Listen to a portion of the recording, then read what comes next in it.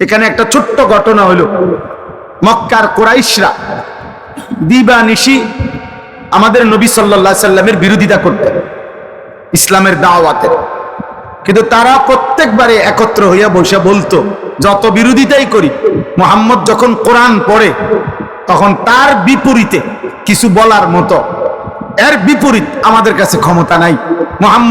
আমাদের সব কথা, আর মুহাম্মদ যখন কোরআন পড়ে ওই মানুষটার কলিজাটা নরম হয়ে যায়, দিলটা নরম হয়ে যায়, ওই আস্তে মুহাম্মদের দলভুক্ত হয়ে যায়।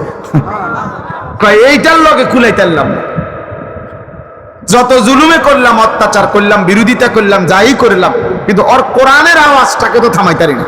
এই সুর তো সাংঘাতিক, এই তেলাওয়াত তো সাংঘাতিক, এটা পড়লেই ব্যক্তির কলিজা ছুঁয়ে যায়, দিল নরম হয়ে যায়। এটার আমরা কি? তখন মক্কার একজন কুরাইশ সর্দার নজর ইবনে হারেস, সে গেছিল ইরান দেশে ব্যবসার জন্য। তো সেখানে সে মাসখানিক ছিল। তো ব্যবসা করে অবস্থায় সে ওইখানে একটা জিনিস দেখছে। সে দেখছে ওইখানে জায়গায় জায়গায় বিকালবেলা, সন্ধ্যাবেলায় গানের আসর, বাদ্যের আসর বসে। কিছু মানুষ জড়ো হইয়া গোল হইয়া বসে। একজন গায়িকা, দাসী, কৃতদাসী, সে গায়িকা বাদ্যের তালে তালে সে পুরান আমলের কিচ্ছা কাহিনী, গল্প সুর দিয়া দিয়া টাইনা টাইনা গায় এবং নাচে, বাদ্যের তালে তালে বলে। তো ও এটা খেয়াল করছে ওইখানে এই কাফের সর্দার মক্কার নজর ইবনে হারেস, যে এরা এটা খুব মনোযোগ দিয়া শোনে। এই পাবলিকটি একদম মনোযোগ দিয়া তাকাইয়া ওই নর্তকীর গায়িকার গান শুনে, বাদ্যের তালে তালে সুরে সুরে ওই পিছন দিনের গল্প, এগুলা কাহিনীগুলা শুনে। তো সে চিন্তা করছে এইটা একটা বিকল্প হইতে পারে মুহাম্মদের কোরআনের, নাউজুবিল্লাহ, একটা ব্যতিক্রম হইতে পারে কিছু। তখন সে অনেক চড়া মূল্যে, বেশি দাম দিয়া এই ইরান থেকে একজন কৃতদাসী কিনে আনছে মক্কায়। ওই এরকম মহিলা কৃতদাসী, দাসীটা যে গাইতে পারে, নাচতে পারে, বাদ্যের তালে তালে ওই ঘটনায় রিকল সুর দিয়া দিয়া আর কি। আইনা সে এবার মক্কায় কুরাইশ সর্দার এবং কিছু বখাটে দুশ্চরিত্র, দুষ্ট প্রকৃতির যুবকদেরকে একসাথ করে বলছে, তোমরা মুহাম্মদের কোরআন না শুনে এটা শোনো, এই গান শোনো, এই নর্তকীর নাচের সাথে সাথে দেখো কি সুন্দর সুন্দর কিচ্ছা কয়, ঘটনা কয়, নাউজুবিল্লাহ। ফলে মোটামুটি কিছু দুষ্ট ছেলে ফেলে, অসৎ চরিত্রের মানুষ এই গান বাদ্যের আসরে, ওই নর্তকীর নাচের আসরে বসা শুরু করছে। আর তখন এই নজর ইবনে হারেস এই কোরআন নিয়ে বিদ্রুপ করতো। হ্যাঁ মুহাম্মদ, এবার দেখমু চাই তোমার কোরআন দিয়ে তুমি কদ্দুর কি করো। আমিও বিকল্প লোক আনছি, দাসী আনছি, আমিও গানের আয়োজন করছি। এজন্য সে প্রতিদিন তখন গানের আয়োজন করতো বাদ্যের, আল্লাহ নবীর কোরআনের বিরুদ্ধে, আর কোরআনকে উপহাস করত, ঠাট্টা করত। এই পাপী লোকটার এই গান বাদ্যের এই মন্দ আচরণের জবাবে আল্লাহ তাআলা এই আয়াত নাজিল করছে। সূরা লোকমান 21 নম্বর পারা, 31 নম্বর সূরা। এই সূরার মধ্যে আল্লাহ তাআলা বলেন, আমিনান নাসি মান ইয়াশতারি লাহওয়াল হাদিস লিয়ুদিল্লা আন সাবিলিল্লাহি বিগাইরি ইলমিন। আল্লাহ বলে, হে নবী শুনেন, কিছু নিকৃষ্ট পাপী আছে এমন, যারা প্রতিনিয়ত গুনাহ মিশ্রিত কথা, বেহুদা অনর্থক কথা সংগ্রহ করে আমার বান্দাদেরকে অজ্ঞতা, মূর্খতা বশত আমি আল্লাহর পথ থেকে পথভ্রষ্ট করার জন্যে, ওয়াত্তাখিযাহা হুজুয়া, এবং আমার কোরআন, আমার দ্বীন, আমার শরীয়তকে ঠাট্টা করে, উপহাস করে। উলাইকা লাহুম আযাবুম মুহিন। আপনি তাদেরকে বলে দিয়েন, আমি আল্লাহ তাদের জন্য রেখেছি অপমানকর, লাঞ্ছনাকর চূড়ান্ত আযাব। ওয়া ইযা তুতলা আলাইহি আয়াতুনা, আল্লাহ বলেন গান বাদ্যে আসক্ত এই পাপী এত বড় জঘন্য যে যখনই আমার কোরআন পড়া হয় অহংকার করে সে আমার কোরআন থেকে মুখ ফিরায় নেয়। কাআন লাম ইয়াসমাআহা কাআন্না ফি উযুনাইহি ওয়াকরা। সে এমন একটা ভাব নেয় কোরআনের মোকাবেলায় যে যেন সে শুনেই নাই, অথবা তার কানে বধির, আগের থেকেই শুনে না। আল্লাহ বলেন ফাবাশশিরহু বিআযাবিন আলীম। হে নবী, এই নাফরমান, এই অহংকারী, এই মুতাকাব্বির যে আমার কোরআনের বিপরীতে গান শুনে, বাদ্য শুনে, গায়িকা, নৃত্যের আসর, গানের আসর জমায়, গানের আসরে বসে, আল্লাহর কসম, আল্লাহ বলেন তাকে আপনি অত্যন্ত মর্মান্তিক আযাবের কথা বলেন। এই দুইবার বলছে, একবার বলছে আযাবুম মুহিন, আরেকবার বলছে আযাবিন আলীম। একবার বলছে প্রথমত অপমান করব, তারপরে আযাব দেব, আবার বলছে মর্মান্তিক আযাব দেব। আজকে আমি শুধু এই শেষ 5টা মিনিট এই কথাটাই শুধু বলতে চাই। প্রিয় নওজোয়ান ভাই, কোনো এক ভাই যদি তুমি শুনে থাকো, বাবা তোমারই আমি বললাম, যাও, তোমার জন্যই আমি ভাবলাম। এক কিশোর যুবক, আমার জীবনের একটা স্বপ্ন, আসলে আমি একটু বেশি অস্থিরতা বোধ করি মূলত আমাদের এই কিশোর নওজোয়ান আগামী দিনে ইসলামের জন্য আমরা যদি এদেরকে না ফিরাই, বলেন আগামীর ইসলামের জন্য লড়বে কে? আসলে বাস্তব সত্য কথা হলো বাপ, কাবার রবের কসম, এই ইহুদিদের এটা ঘোষণা যে মুহাম্মদের মদিনা, নাউজুবিল্লাহ। প্রিয় যুবক, তোমার নবীর মদিনা, সেখান থেকে নবীজির পবিত্র লাশ রওজা এখান থেকে উৎখাত করে পুরা মদিনা সহ আরবের শেষ সীমানাটাও দখল করা, ওটা ওদের আনুষ্ঠানিক ঘোষণা আছে। কেন? নবীজি যখন মদিনায় আসছিলেন তখন মদিনাতে 3টা ইহুদি গোত্র ছিল। নবীজি তাদের বিরুদ্ধে যুদ্ধ করে করে আল্লাহর হুকুমে তাদেরকে আরব সীমানার থেকে বের করে দিয়েছিলেন। এই জন্য তাদের কথা হইল মদিনা তাদের, আরব তাদের সীমানা। অতএব বাপ, আমরা একটা আশা করি, এটা আর কি ভাবি, যে এই ছেলে পেলেদেরকে ওরা বেশি পরিমাণ গুনার মধ্যে পাগল বানায় ফেলছে। ওদের চুল, চেহারা, লেবাস, পোশাক, আখলাক, মোবাইল, নারী, অসভ্যতা, অশ্লীলতা, সবার সামনে আপনি এটা বিবেক দিয়া ভাববেন। কিরে, বাবা আছে, দাদা আছে, এলাকার মানুষ আছে, চারিদিকে মসজিদ, যেই গল্লি দিয়েই সে হাঁটুক ওই গল্লি দিয়েই একটা একটা মসজিদ আছে, কিন্তু কোনো কিছু তার একটু লজ্জাবোধও করে না। কিরে, তার বাবা কই, নলে মা কই? আমার বাবাদের কাছে আমার অনুরোধ, আপনারা প্রত্যেকেই আপনাদের সন্তানের দিকে ফিরান। আল্লাহ তাআলা নিষেধ করছে গান, বাদ্য, গায়িকা, নায়িকা, নারী এর ফাঁদে না পড়তে। ইমামে আজম আবু হানিফা বলছে সিমাউল আগানি ফিসকুন, গান বাদ্য এটা প্রকাশ্য পাপ, ওয়াত্তালাজ্জুযু বিহা কুফরুন। আহা, এটা সাংঘাতিক কথা।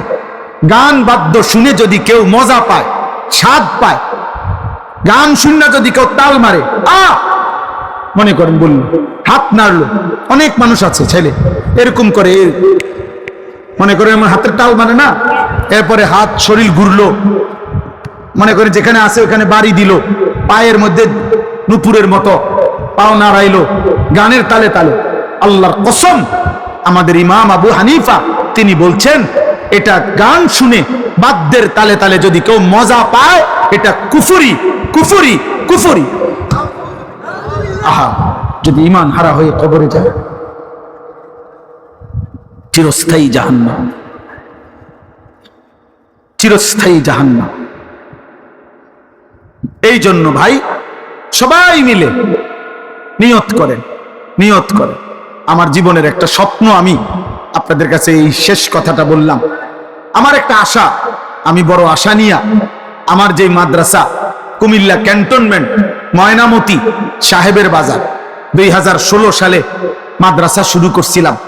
আলহামদুলিল্লাহ 500-র মতো ছাত্র আছে মাদ্রাসায়, 34 জন শিক্ষক কর্মচারী আছে।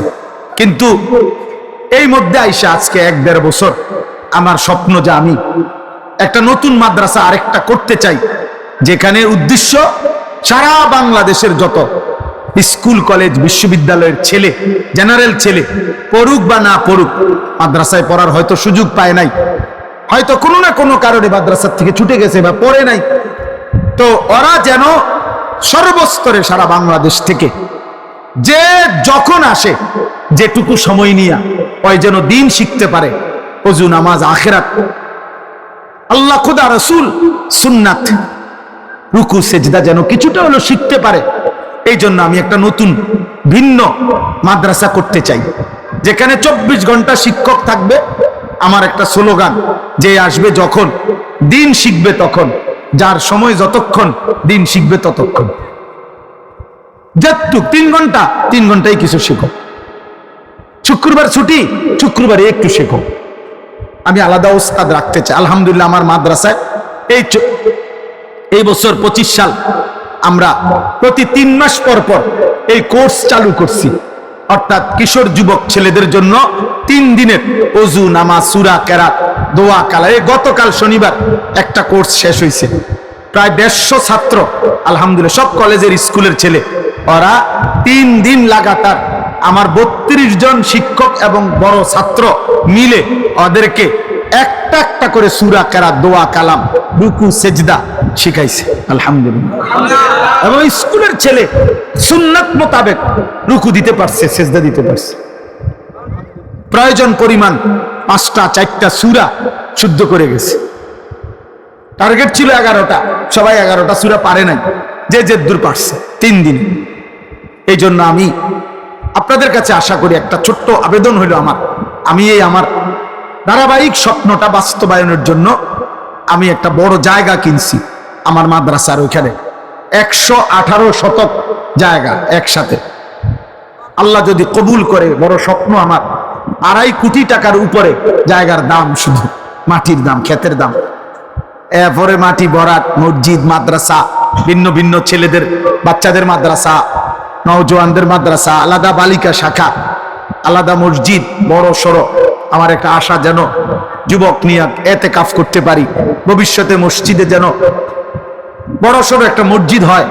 এই সব স্বপ্ন নিয়ে তা আপনাদের কাছে আমি একটা ছোট্ট আবেদন, দেবিদ্বারের অনেক মানুষ আপনাদের সাথে আমাদের সম্পৃক্ততা আছে।